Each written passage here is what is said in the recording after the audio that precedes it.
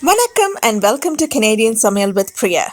Today I'm going to be sharing a recipe of biryani, Seeraga Samba rice mutton biryani, which is pretty popular in the southern part of Tamil Nadu, and is cooked in Seeraga Samba rice instead of the Basmati rice. So let's go over the ingredients we're going to need for this recipe. We're going to start off with a bunch of spices, which we'll be splitting into three. That's bay leaf, fennel seeds, cumin seeds, black cumin seeds, star anise, cinnamon, green cloves, green cardamom, mace, and nutmeg powdered. I have missed black cardamom here, which I will be adding in the later part of the video. There is ginger garlic paste. There is ginger and garlic, which we'll be making into a paste with hand instead of a mixer grinder. Here in a pressure cooker, I'm going to be adding all the meat because we want to cook the meat separately because it takes longer for mutton to cook or the meat to cook compared to the rice. So we don't want a mushy rice. So we're going to cook the mutton separately by adding all the spices in it. So as I said, the spice is going to be divided into three parts. So this is the first time I'm splitting it and adding a bay leaf, a little bit of spice from all that we had on the plate. And this will be cooked along with salt and pressure cooked for 25 whistles or until your pressure cooker cooks the meat to a nice soft consistency. So add the ginger garlic paste and the black cardamom, which we missed in the beginning. And I'm going to put some away for later on, which we're going to be making for a biryani masala. And turmeric powder, that's almost 1/4 of a teaspoon of turmeric powder, 1 teaspoon of chili powder, and 1 teaspoon of coriander powder. And you're going to be adding some salt there. So I'm going to be adding 4 teaspoons of salt at different stages for the whole of the biryani because I add 1 cup of salt to 1 cup of rice. And that's water, which we're going to be adding to the meat to be cooked, just 1 cup of water.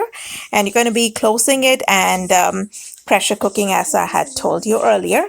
And now we're going to be making the biryani masala. So again, I'm dividing the spices the second time and adding all of it to a spice grinder to make a nice, fine, fresh biryani masala.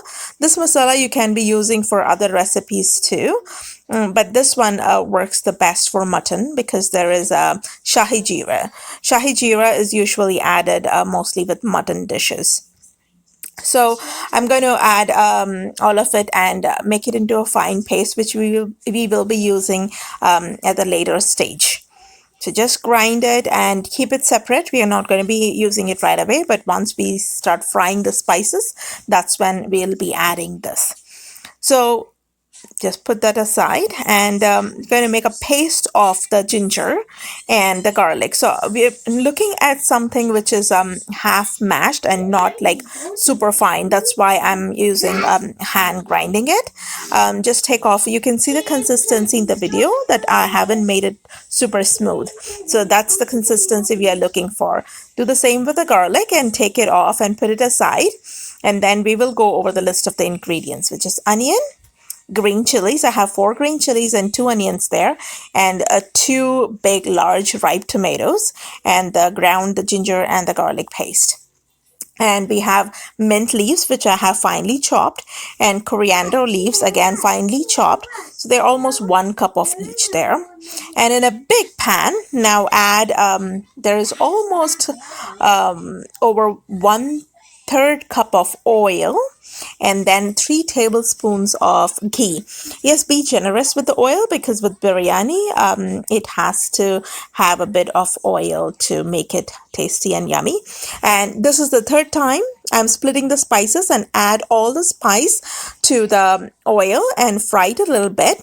followed by your onions. I have used the yellow onions here, so you wouldn't notice much of a color change, but if you're using a red onion, you'll see that it'll become translucent and turn a little brown. So that's the stage you're looking for. And then you'll be adding your ginger and garlic along with it and fry it a little bit until you can smell the nice aroma of the ginger and garlic. And then you'll be adding your green chilies. Saute it well, and as you can see, the consistency keeps changing. And now you're going to be adding the green chilies, the four. It's again as per your taste. You can reduce it or increase it. 1/4 teaspoon of turmeric, 1 teaspoon of chili powder, and 1 teaspoon of coriander powder again. And I'm adding grinding some with the pepper mill. I'm just grinding some black pepper. It adds to the aroma and the flavor of it. And just make sure you're frying all the spices. And once you smell the spices, you add the tomatoes. So just make sure they are finely diced tomatoes and saute them. Here now I'm adding the ground biryani masala, which we just did in a little while ago, and fry it really well until you can actually smell the flavor of all the masala and the spices which have gone into it. Add your salt, very important stage to add salt right here because that enhances the flavor. But just keep track of your salt. Altogether, you're adding 4 teaspoons of salt. And add on your divide again your cilantro and your mint leaves and add a little bit here because you're going to saute it, and then you'll again add it later on after we add the rice. So this is the first time you're adding all the cilantro and the mint leaves, and again mix it up and spread it out nicely so that every part of the masala is cooked and the gravy gets cooked. And just make sure that it doesn't burn because we are looking for a caramelized state and not burnt. There is a fine difference between a caramelized and a burnt state. Just be cognizant of that. And add half a cup of yogurt and just mix it up. Once the liquid is added to the gravy, it's going to bring out all the caramelized part up, and you're going to mix it all up, and that's going to not burn your gravy little going further. And we're going to be adding water as we go once this is cooked. I have used hot water because I was running late on cooking, and before that the meat is all cooked, and I always take measure of the liquid in it, so I took it separately and added all the meat pieces and reserved the leftover water from the meat. So as I said, it took me 25 whistles, so closely around half hour of cooking of the meat. So this is the first cup of liquid, which is again from the reserved meat liquid, and then I'm adding hot water here because I just use, and that's from the kettle. You can use normal water and let it come to boil. I was in a hurry, so it's just decided to use hot water. So I have 5 cups of hot water there. Again, mix it. Just keep track of your water. So you're looking at a ratio of 1 rice is to 1.25 cups of water so that it doesn't get mushy, but at the same time it is cooked. So again, add your salt. And then start adding your rice. Just make sure that there is no water added along with the rice, because if there is any extra water, that's going to overcook or make the rice mushy. We are looking for rice grains to be nice and separate. So that's the trick here, and that's the lemon juice which you're. So that's the 1/4 cup of lemon juice which we are adding, and that brings the water to rice ratio to 1.25 to 1.35 to 1.4, so just a little over 1.25. And then you'll be adding your cilantro and your mint leaves for the final bit, and after this you'll be closing it and cooking it. So I'm cooking here 4 cups of rice, which is 1 kilogram of rice, with 1 kilo and 300 grams of the meat. So to make it always taste good, that's the ratio you're looking for.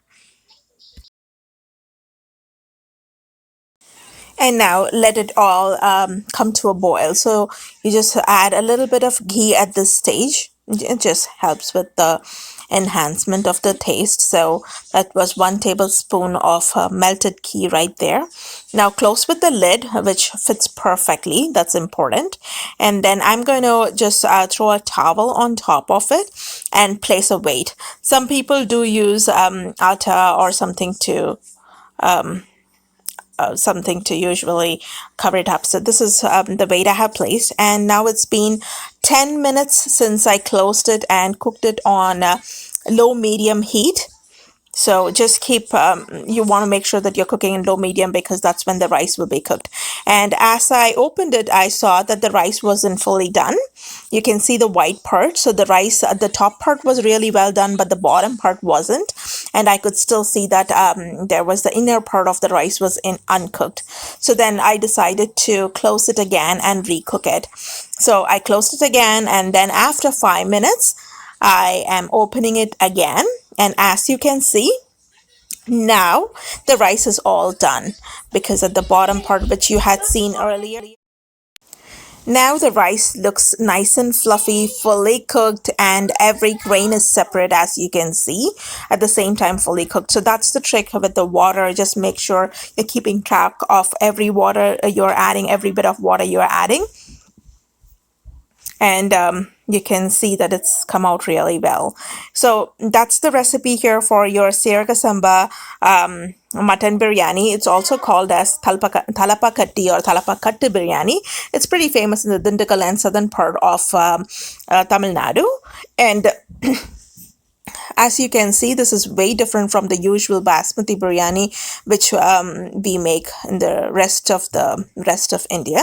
So I hope you enjoyed the recipe, and if you really liked the video, please share, like, and subscribe to my channel so that you can see more of such videos. And thank you for watching. Have a wonderful day.